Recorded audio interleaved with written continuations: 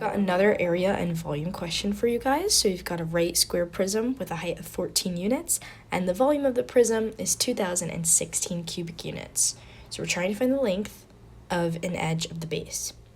So as we know, the volume of a right square prism is going to be the height times the base squared, because all the bases of the square are going to be the same. So we're given the height, so we can go ahead and plug that in.